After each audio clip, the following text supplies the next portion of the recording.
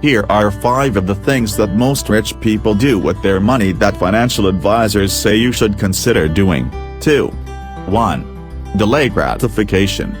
More than 8 in 10 high net worth investors say that investing in long-term goals is more important than funding current wants and needs.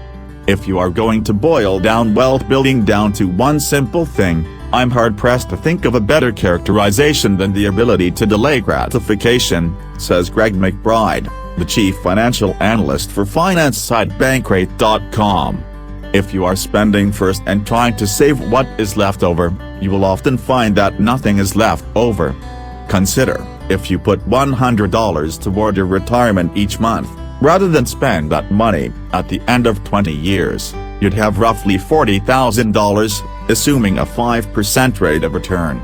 If instead, you had just spent that $100 each month, you would have missed out on more than $15,000 in earnings. Of course, not everyone can heed this advice, as you can't ignore your current needs if they need funding, says Joe Duran, CFA, the chief executive of financial firm United Capital and author of The Money Code. Just make sure that you understand the difference between needs, basic food, shelter, clothing, etc., and wants, he adds. 2. Use credit strategically. Roughly 2 in 3 high net worth investors say they consider credit a decent way to build wealth, and 4 in 5 say they know when and how to use it to their financial advantage, the U.S. Trust study also found. Of course, this strategy isn't without its risks. Remember, credit can be costly. But some advisors say that savvy individuals can take this advice to heart. McBride says that consumers can do this in a number of ways. Those who pay off their credit card balances in full each month should use a rewards card and earn cash or other perks for spending they do anyway.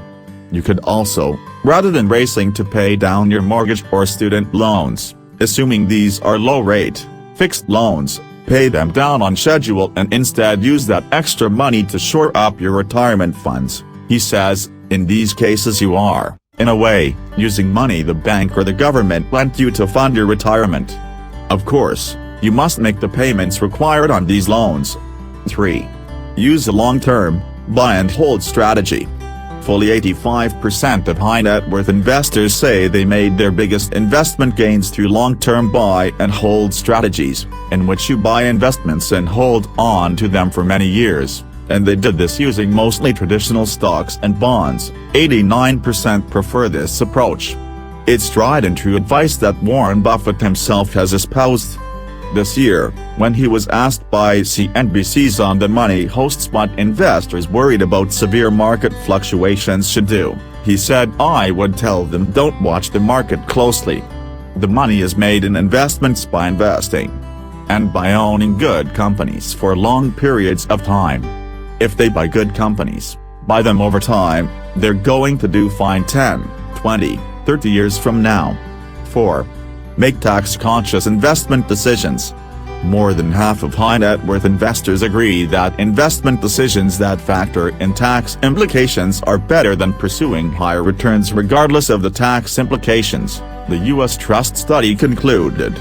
That's because, as McBride puts it, what really counts is net pay, how much you are truly netting after taxes.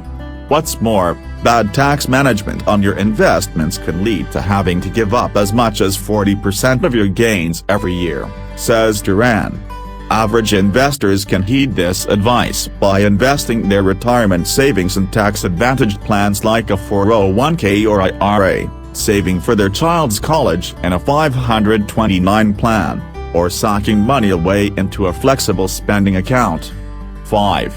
Invest in tangible assets. Roughly half of high net worth investors say they have some tangible assets like investment in real estate or farmland that can produce income and grow over time and value. There are merits to real estate as a diversifier and income source. It's valuable to a well-rounded portfolio, says McBride. However, what makes up someone's asset allocation and what asset classes they use beyond stocks and bonds should really be a customized decision, says Jimmy Lee, CEO of the Wealth Consulting Group in Las Vegas. For example, if someone already owns a lot of real estate, it may not be prudent for an advisor to suggest buying more through them.